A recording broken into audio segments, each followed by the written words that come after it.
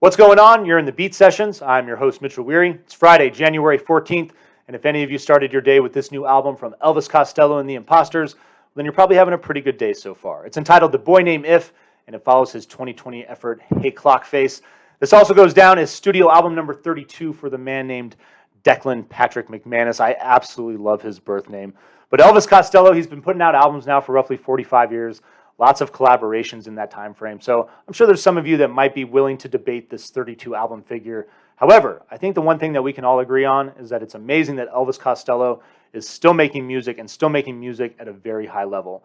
And we talk about these collaborations, teaming up with The Imposters in the last 20 years. I think this is roughly their 6th album to date together. But there's just something about the energy when he gets into the studio with this band. A little more raw, a little more edgy. I just feel like he's tapping more into that punk side of him, which I really appreciate.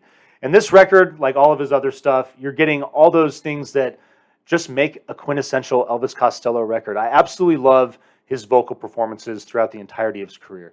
I think his vocal hooks, his melodies are incredible. Lyrically, he's so charming. He's so witty. He can be snarky. He's insightful. He's just an incredible storyteller, and there's so much of all of that going on this record. Just 13 fabulous tracks. It's a wonderful 52 minutes to listen. And the music, working with that signature Elvis Costello sound as well. Grounded in rockabilly, you get this garage rock element, a little bit of funk, a little bit of blues. You know, there's all sorts of different stuff going on. There's psychedelic influences, carnival influences on this record.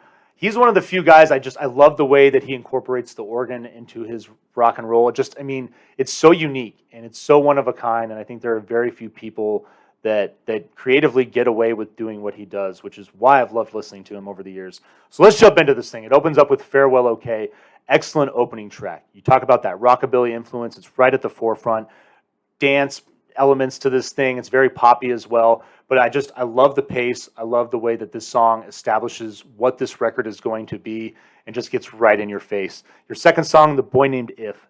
Your title track is amazing. I absolutely love this song. This might already be one of my favorite songs of the year. Just big stomping rocker, mean bass in this thing, super bluesy. This song kind of reminded me if the Beatles had just made Abbey Road more bluesy all around. It's got this bright chorus though, and I really love the way the song works back and forth between the two.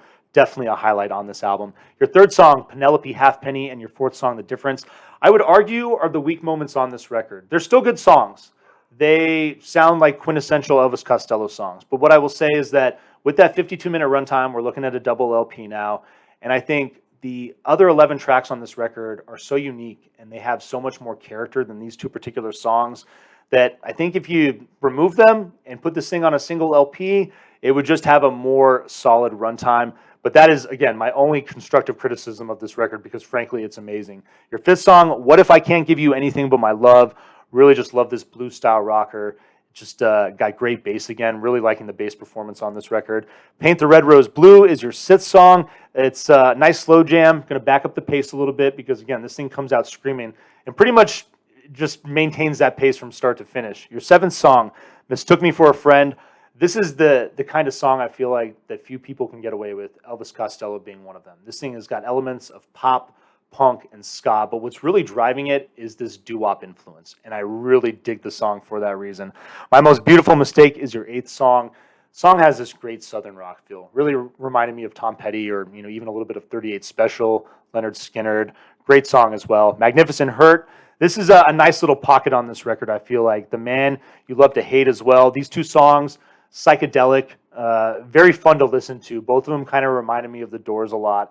And then your 11th song, The Death of Magic Thinking, is a great track as well. It's got these tumbling drums and this very light guitar. Again, we talk about the unique feel of all of these songs, and especially as you hit the back half of this record, quite phenomenal. Trick Out the Truth is your penultimate track, your 12th song, and it's fun. It's got this carnival feel. It almost kind of feels like a descent into madness, and especially if you read the lyrics that go along with the song, it's a great track. Definitely another highlight on this record.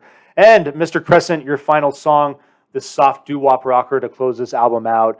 Just another great effort from Elvis Costello. Another wonderful gem to throw into his catalog. I think you're really going to enjoy listening to this music. And again, especially with the Imposters, there's just that different energy that I love and appreciate so much. So certainly going to vinyl please this record. I hope you find this review helpful, and I hope you all enjoy listening to this record as well. Please like this video, share it, subscribe to the channel, and do all the things to help me blow this project up in 2022.